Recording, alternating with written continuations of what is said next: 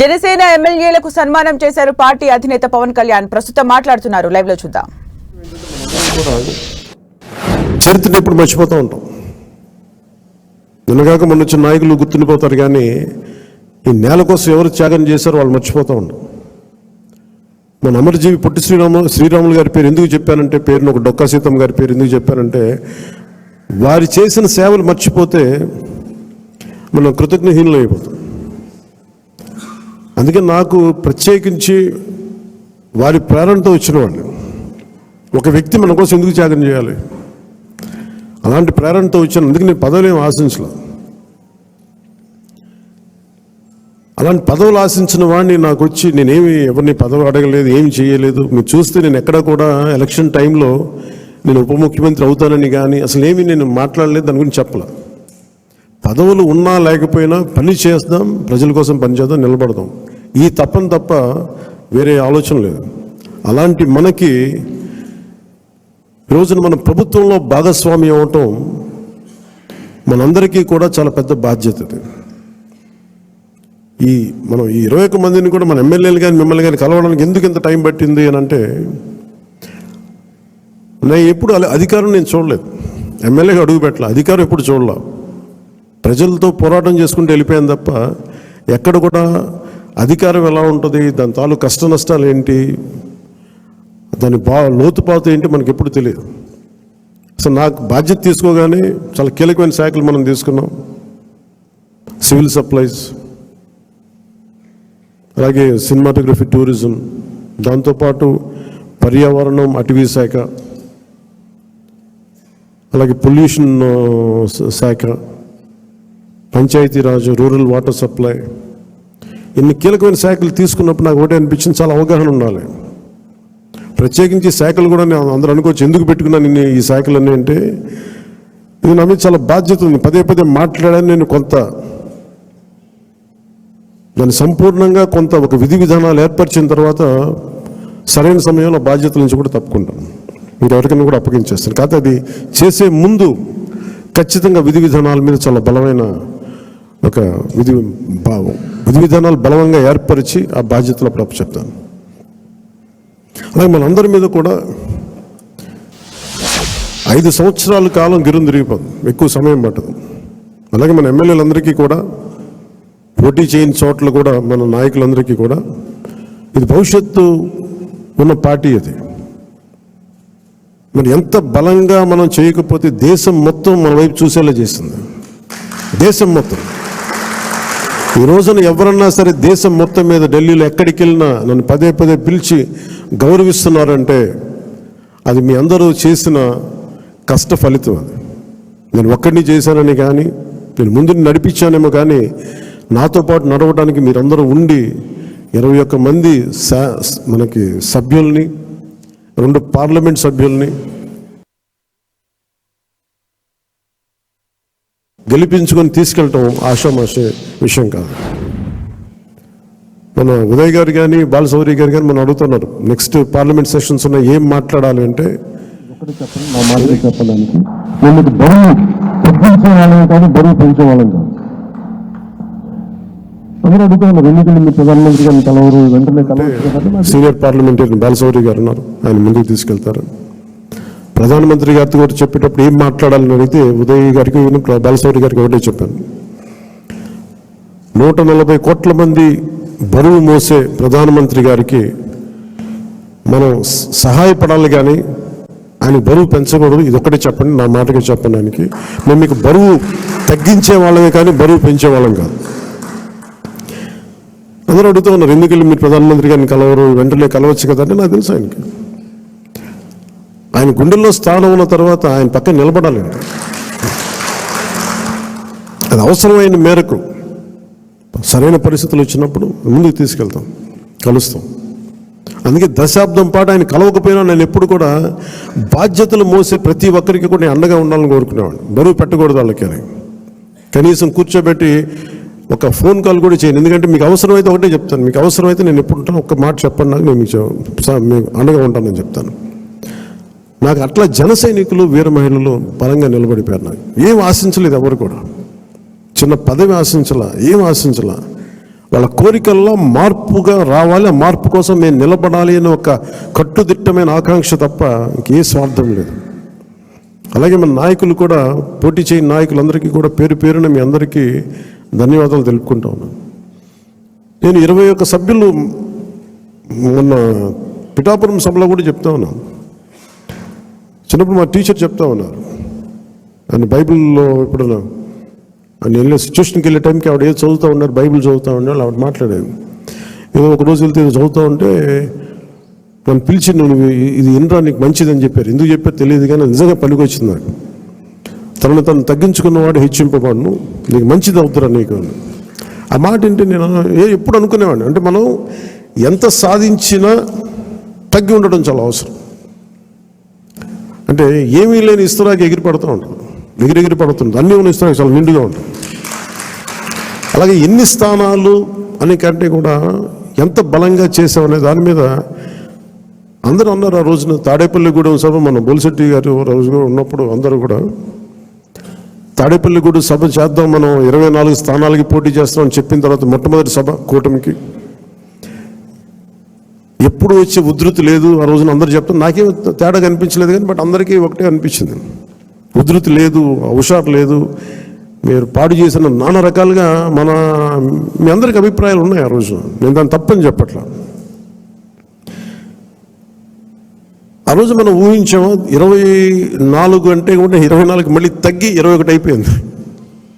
ఇన్ని తగ్గి కూడా మనం దేనికోసం నిలబడ్డామంటే మనకు బలంగా, నేను చెప్తున్నాను, ఆన్ యావరేజ్ జనసేన ఓటింగ్ బలం లేని చోట అన్ని ఒక యావరేజ్ తీసుకుంటే, సరాసరి తీసుకుంటే 175 నియోజకవర్గాల మీద మనకు ఖచ్చితంగా ఒక 20% ఓటింగ్ పెరిగింది. 7% నుంచి 20% ఓటింగ్ పెరిగింది. కానీ మనం తక్కువ చేయటం వల్ల మనం పదే మన అందరికీ మనం ఎందుకు తక్కువ చేసి ఎందుకు కూటమి రావాలని పదే చెప్పడం వల్ల మీరు సభాపతి కూడా చెప్తా ఉన్నారు, మీరు చూశారు, అయినపాత్రుడు కూడా చెప్తా ఉంటే, ఎన్టీ రామారావు గారు పార్టీ పెట్టినప్పుడు ఇంత మెజారిటీలు రాలేదు, అప్పుడు కూడా మాకు 3,000 4,000 వచ్చినాయి.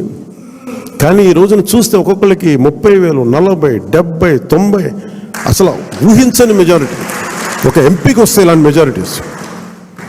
అలాంటి మెజారిటీలతోటి కొట్టారంటే ఇది జనసేన తాలూకు బలం ఎంత మీకు బలంగా ఓట్ టర్న్ అయిందో మనందరికీ తెలుస్తూ ఉంటుంది. ఇది మనం నిజంగా చాలా ఆనందపడాల్సింది, మనం గర్వించాలి. అట్ ది సేమ్ టైం చాలా బాధ్యతగా కూడా దీన్ని ముందుకు తీసుకెళ్ళాలి. ఇంకా నాకు మన నాయకులందరికీ కూడా నా విన్నపం, ఎవరిని కూడా వైసీపీ నాయకుల్ని కానీ ప్రత్యర్థి పార్టీకి సంబంధించిన ఎవరు కానీ వాళ్ళు మన శత్రువులు కాదు. వాళ్ళు ఇంక్లూడింగ్ వైసీపీ కూడా మనకు శత్రువులు కాదు, మన ప్రత్యర్థులే. రాజకీయ పార్టీ వాళ్ళు మన శత్రువులుగా పరిగణించవచ్చేమో నాకు తెలియదు, అలాగే చేశారు వాళ్ళు. కానీ మనం వాళ్ళని శత్రువులుగా పరిగణించట్లేదు. ఈ మెసేజ్ మీరు దయచేసి లోతుగా మీరు అర్థం చేసుకోవాలి. దీన్ని వాళ్ళని పీడించడం కానీ వాళ్ళు చేసిన తప్పులు మనం చేయకూడదు. అలా అని చెప్పి మనం చేతులు కట్టుకుని ఏం లేవు. వాళ్ళు చేసిన తప్పులు ఉంటే చట్టం ప్రకారం మన పివి నరసింహారావు గారు ఉటంకించినట్టుగా మన పిఠాపురం సభలో కూడా చెప్పాను, చట్టం ఏ పనులు చేయాలో ఆ పనులు చేసుకెళ్ళిపోతూ ఉంటుంది. కానీ కక్ష సాధింపుగా కూర్చోబెట్టి వాళ్ళని వేధించడం కానీ, సామాజిక మాధ్యమాల్లో నిందించడం కానీ, అలాగే ఎవరిని కూడా వ్యక్తిగత దూషణకి దూరంగా ఉండమని నేను అందరినీ కోరుకుంటా ఉన్నాను. నిజంగా యుద్ధం వస్తే మటుకు, గొడవ వస్తే మటుకు అది వెనకాడం, అది మీ అందరికీ తెలుసు. భావంలో ఉన్న తీవ్రత మనకు భాషలో చూపించక్కర్లా. చాలా మర్యాదగా మాట్లాడదాం, అన్నీ చేద్దాం. కానీ మీరు అందుకిందాక మనోహర్ గారు చెప్తున్నప్పుడు కూడా సబ్జెక్ట్ అవగాహన ఉన్నప్పుడు, దానికి లాజిక్ అండ్ రేషనాలిటీ, దానికి రెటారిక్ యాడ్ అయినప్పుడు మనం తిరుగులేని ఆయుధం. దానికోసం తీవ్ర పదజాలం కానీ పరుష పదాలు కానీ మనం వాడాల్సిన అవసరం లేదు. అలాంటి భవిష్యత్తులో అలాంటి సమస్యలే వస్తే ఎప్పుడు మనకి పోరాటానికి సిద్ధంగా ఉన్న పార్టీ అది. పదవులను కూడా పక్కన పెట్టి ముందుకెళ్తాం, అలాంటి బలంగా నిలబడగలం. ప్రజాస్వామ్యాన్ని ఇప్పుడు ఈరోజు నేను రివ్యూస్ చేస్తూ ఉంటే ప్రతి చోట ఎంత అడ్డగోలుగా డబ్బులు ఖర్చు పెట్టేశారో, దోచేశారంటే పంచాయతీరాజ్ లెక్కలు చూస్తూ ఉంటే గుండె చెరువైపోతాం. 200 కోట్లు కనీసం పే చేయలేని పరిస్థితుల్లో ఒక 40 కోట్లు పే చేస్తే చాలా పెద్ద ప్రాజెక్టులు అయిపోతాయి. ఒకవైపు ఏమో ఆ ఋషికొండ లాంటి ప్యాలెస్కేమో 600 కోట్లు ఖర్చు పెడతారు. అది వాళ్ళ కోసం కట్టుకున్నారా గెస్ట్ హౌస్లకి, అది వాళ్ళ కథ అది. కానీ ఎప్పుడు ఏది ఖర్చు పెట్టాలి, ఎంత ఖర్చు పెట్టాలి అనే విఘ్నత లేదో వీళ్ళందరికీ అనిపించింది. మన క్యాంప్ ఆఫీస్కి తీసుకెళ్ళి మీరు బడ్జెట్ ఇచ్చి మీరు ఎంతైనా ఖర్చు పెట్టుకోండి, మీ క్యాంప్ ఆఫీస్ రెడీ చేసుకోండి అంటే నేను రూపాయి ఖర్చు పెట్టడం నాకు ఇష్టం లేదు అదనంగా ప్రభుత్వ ఖజానాకి. అది ప్రజల సొమ్ముని మనకి అకారణంగా దాన్ని ఖర్చు పెట్టేయడం కానీ దాన్ని దుర్వినియోగం చేయడం నాకు నచ్చక అసలు ఏం వద్దు, ఉన్న ఫర్నిచర్ అలాగే ఉంచి నేను చేయొద్దు. దాన్ని అవసరమైతే నేను చెప్తానులేండి, నేను చెప్తాను. మోస్ట్ ఆఫ్ ద టైం వీళ్ళు నా ఫర్నిచర్ పట్టుకెళ్ళాను. ఉన్న ఫర్నిచర్ సరిపోతే పర్లేదు.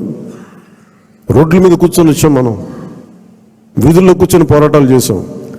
కూర్చొని చిన్నపాటి కుర్చీ ఉంటే చాలు, మళ్ళీ దానికి ఇంత సౌకర్యాలు అవసరం లేదు మాకని చెప్పాను. అలాగే ఇది మనందరం కూడా చాలా బాధ్యతగా తీసుకోవాలి. అలాగే మన ఎమ్మెల్యేలకు కానీ మన పోటీ చేయని నియోజకవర్గాల్లో ఉన్న నాయకులందరికీ కానీ పార్టీని పటిష్టం చేయడానికి మీరందరూ మీ నియోజకవర్గాల్లో అందుబాటులో ఉండండి. జనవాణి కార్యక్రమాన్ని మీరు నిర్వహించండి. అలాగే కేంద్ర కార్యాలయానికి కూడా నేను ఒకటే మొన్న అందరికీ హరిప్రసాద్ గారి ద్వారా విన్నవించాను. ప్రతి ఒక్కరు కూడా కేంద్ర కార్యాలయంలో ఒకరోజు మీరు ఉండాలి. అది మీకు తెలియజేస్తాం. ఉంటే ఏమవుతుందని మీరు వచ్చి ఒకళ్ళు ఉన్నప్పుడు ప్రజలకి మనం మరింత చేరువవుతాం, వాళ్ళ కష్ట నష్టాలు తెలుసుకుంటాం. ప్రతి నాయకులకి అన్ని రివ్యూ మీటింగ్స్లో వాళ్ళని ముందుకు తీసుకెళ్తాం. ఎందుకంటే మనం వారసత్వ రాజకీయాలు అనేది మన వ్యతిరేకం కాదు, కానీ జనం మీద వ్యతిరేకం.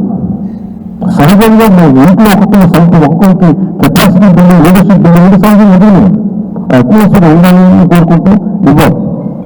కానీ బలవంతంగా ప్రజల మీద రుద్దడం.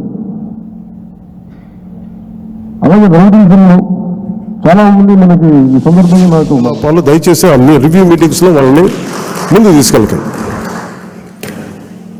ఎందుకంటే మనం వారసత్వపు రాజకీయాలు అనేది మన వ్యతిరేకం కాదు, కానీ జనం మీద రుద్దేయకూడదు. సహజంగా మన ఇంట్లో ఒక్కొక్కరికి కెపాసిటీ బిల్డింగ్, లీడర్షిప్ బిల్డింగ్ కూడా సహజంగా ఎదగనివ్వండి. ఆ అట్మాస్ఫియర్ ఉండాలి అని కోరుకుంటాం, ఇవ్వాలి. కానీ బలవంతంగా ప్రజల మీద రుద్దగండి. అలాగే రౌడీజం చాలామంది మనకి ఈ సందర్భంగా నాకు మన నాయకులందరూ కూడా తెలియజేస్తాను, ముఖ్యంగా కొద్దిమందికి అది మీకు అర్థమవుతుంది నేను ఎవరి గురించి మాట్లాడుతాను. రౌడీజం దయచేసి మీరు నమ్మకండి. ముఖ్యంగా మన నాయకులు కొద్దిమంది చెప్తున్నాను, దయచేసి రౌడీజాన్ని నమ్మకండి. మెత్తగా ఉన్న నాయకుల మీద, ఏం మాట్లాడిన నాయకుల మీద మీరు వచ్చి మాట్లాడాలి కానీ తిట్టడాలు కానీ చేస్తే నాకు ఆ భయాలు లేవు. మీరు అది గుర్తుపెట్టుకోండి. వైసీపీ లాంటి ఒక గుండా పార్టీని ఎదుర్కొని వచ్చిన వాడిని మీరు నన్ను బెదిరించగలరా? మీరు ఆలోచించండి. కొంచెం లోతుగా మీరు అధ్యయనం చేయాలి దాన్ని. ఎందుకంటే మాట కావాల్సిన సంస్కారం కావాలి. ఇక్కడ మీరు కూర్చోబెట్టి బెదిరించేసి సామాజిక మాధ్యమంలో మన నాయకులు మీరే తిడతా ఉంటే నేను మిమ్మల్ని వదులుకోవడానికి సిద్ధంగా ఉంటాను, గుర్తుపెట్టుకోండి.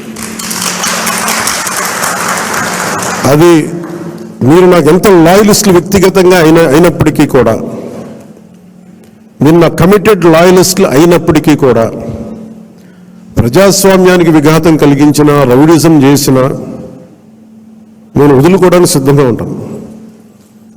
దయచేసి దీన్ని మీరు మంచి మనసుతో అర్థం చేసుకోండి. అది నేను మాట్లాడినప్పుడు ఎందుకు చాలా తీవ్రంగా ఉంటుంది, చాలా గట్టిగా మాట్లాడతాను. దయచేసి దీన్ని మీరు లోతుగా తీసుకొని ఒక మాట అన్నా అజయ్ గారికి కూడా చెప్తా ఉన్నాను ఈ సందర్భంగా, చాలా ఫర్మ్ యాక్షన్ తీసుకోండి సార్. నేను ఈరోజు అందరి ముందు చెప్తున్నాను, you have all the right. చాలా ఫర్మ్గా చెప్పండి. మనందరినీ మనం సంస్కరించాలి అనుకున్నప్పుడు మనమే సంస్కారహీనంగా మాట్లాడితే ఎట్లా? అలాంటి వ్యక్తులని మీరు చాలా బలంగా మీ నిర్ణయం తీసుకోండి. మీ నిర్ణయం వెనుక నేను ఉంటాను. అవకాశం ఇవ్వండి మారటానికి. తప్పదు అనుకున్నప్పుడు మీరు పార్టీలో నుంచి కూడా మీరు వెళ్ళిపోవాల్సి వస్తే వెళ్ళిపోనివ్వండి, ఇబ్బంది పడద్దు. ఎందుకంటే ఇది మనం చాలా కమిటెడ్గా ఇచ్చిన విజయం ప్రజలు. ఇది ఎప్పుడు ఓట్లు వేయని వాళ్ళు, ఎక్కడో అమెరికాలోను దుబాయ్లోను వలస కార్మికులుగా జీవితాలు వెళ్ళిపోయి ఒక 40,000 ఎప్పుడో వస్తే చాలా ఇంటికి పంపించుకునే వాళ్ళు కూడా 50, 60, 1.5 లక్ష రూపాయలు ఖర్చు పెట్టుకొని, వాళ్ళు పెద్ద డాక్టర్లు కాదు, ఐటీ ఉద్యోగాలు కాదు, చిన్న సూపర్వైజర్లు, రవాణాలో పనిచేసే కార్మికులు, డ్రైవర్లు, వాళ్ళు వచ్చి 40, 70,000 ఖర్చు పెట్టి మరి ఓట్లేసి వెళ్ళారు ఇక్కడికి. దయచేసి ఇవి చాలా బలంగా మీరు గుర్తించాలి. నేను లేకపోతే పార్టీ ఏమవుద్ది అని చాలా మందికి ఉంటుంది. దయచేసి అలా అనుకోకండి. ఏమవుద్ది, పార్టీ నడుస్తుంది అనేది ఎలా ఉంటుందండి? ఇప్పుడు జనసేన లేకపోతే భారతదేశ రాజకీయ చరిత్ర ఆగిపోద్దా? పవన్ కళ్యాణ్ లేకపోతే భారతీయ రాజకీయ చరిత్ర ఆగిపోతే ఆంధ్రప్రదేశ్ రాజకీయాలు ఆగిపోతాయా? దీన్ని నేనేం చేస్తాను, ఒక అవకాశంగా తీసుకోవాలి ప్రజలకు సేవ చేయడానికి తప్ప నేను లేకపోతే పాలిటిక్స్ లేవు, నేను లేకపోతే అసలు వీళ్ళు ఎలా గెలుస్తారు. కాలం చాలా చాలా గొప్పది. ఇలా విర్రవీగిన వాళ్ళకి 11 సీట్లతో పరిమితం చేసిన వాళ్ళకే అంతుంటే మరి అలా మనలో ఉండి భయపెట్టేవాళ్ళు కానీ భయభ్రాంతులు చేసేవాళ్ళు, రౌడిజం చేసేవాళ్ళు మీరెంతో కూడా ఆలోచించాం. ఇంకా నేను చాలా తెగించి వచ్చాను. ఒక పార్టీ నేను నడుపుతున్నానంటే చాలా చాలా తెగించుంటే తప్ప ఒక పార్టీని నడపలేను. నేను కమిటెడ్గా ఉన్నానంటే నా వెనక ప్రతిరోజు చెప్తాను, సరదాగా చెప్పను, నేను 24 గంటలు బతకడానికి నేను ఉంటాను. అంతకుమించి నా దగ్గర భవిష్యత్తు కూడా పెద్ద ఆలోచించాను నేను. అలా అంత బలంగా నేను ఉండబట్టే ఈ రోజున జనసేన ఆంధ్రప్రదేశ్ 5 కోట్ల మంది ప్రజలకి భూతం అవ్వడమే కాకుండా ఎన్డీఏ కూడా బలం అయిపోయింది మనం గెలిచిన అన్ని సీట్లు. ఇవన్నీ ఎందుకు చెప్తున్నానంటే నేను అంత తెగించి ఉన్నాను నా దేశం కోసం, నా సమాజం కోసం. దయచేసి దాన్ని అందరూ దృష్టిలో పెట్టుకోండి. ఎవరైనా సరే ఇలాగ మనలో భయపెట్టేవాళ్ళు, రౌడిజం చేసేవాళ్ళు, విర్రవీగేవాళ్ళు కూడా ఒకటే మాట ఏంటంటే, నా వెనక నాలాగా కమిటెడ్గా ఏ స్వార్థం ఆలోచించని జన సైనికులు, వీర మహిళలు అనేక మంది ఉన్నారు. వాళ్ళు మామూలు వాళ్ళు కాదు. వాళ్ళు ఏం ఆశించరు. పని చేసి మళ్ళీ కనిపించరు. ఎక్కడెక్కడ విదేశాల్లో ఉంటారు. మనం వెళ్తే మన అంబానీ గారి మ్యారేజ్కి వెళ్తే జాతీయ ఛానల్ ఆజ్ తక్ అని వీళ్ళు ఇదే చెప్తారు, మీరు భారతదేశానికి మీరు చేసింది మామూలు కాదు, మీరు సనాతన ధర్మాన్ని బలంగా నిలబెట్టారు. మీరు అంటే మీరు సినిమాల్లో ఉండి సూపర్ స్టార్డమ్ సాధించి రాజకీయాల్లో మలుపు తిప్పే రాజకీయం చేసి ఇవన్నీ తగ్గి మీరు నిలబడగలరు చూసారా. అందుకు మిమ్మల్ని ప్రేరణగా తీసుకోవాలని చెప్తా ఉంటే నేను చెప్పాను, ఇది గొప్పగా నేను మాట్లాడట్లేదు, కానీ నేను ఇంత బాధ్యత నేను నడిపిస్తున్నానని చెప్తున్నాను. ఇది సో ఇలాంటి నాకు దయచేసి క్రమశిక్షణ రాహిత్యంతో దయచేసి నాకు తలపోట్లు తీసుకురాకండి. ఎందుకంటే నేను నా రక్తాన్ని కూడా పక్కన పెట్టేయగలను, గుర్తుపెట్టుకోండి. నా కుటుంబాన్ని కూడా పక్కన పెట్టేస్తాను. నేను జనం కోసం అయితే నా కుటుంబాన్ని కూడా పక్కన పెట్టేస్తాను. అలాంటిది నా సొంత బిడ్డలతో సహా పక్కన పెట్టేయగలను. నేను అంత నిస్వార్థంగా, అంత గట్టిగా ఉంటాను. ప్రజాక్షేమం కోసం, ప్రజాస్వామ్య పరిరక్షణ కోసం నేను అంత బలంగా ఉంటాను. అందుకని దయచేసి అందరూ కూడా నన్నేదో తిట్టేస్తే భయపడిపోతాను. నేను లేకపోతే ఇక్కడ గెలవం, పంచాయతీ ఎన్నికలు రావచ్చు, మున్సిపల్ ఎన్నికలు రావచ్చు, నా సత్తా ఏంటో అనుకునే వాళ్ళందరికీ కూడా ఏంటంటే సంతోషం. నేను అక్కడ దెబ్బతింటానికి సిద్ధంగా ఉంటాను తప్ప కాంప్రమైజ్ అవ్వడానికి నేను సిద్ధంగా ఉన్నాను. ఏం పోతుంది చెప్పండి నాకు. ఈ రోజున 21 మంది ఎమ్మెల్యేలు, 2 మంది 2 ఎంపీలు అయ్యారు. ఇవన్నీ గెలవకపోతే ఏమన్నా అయిపోతుంది.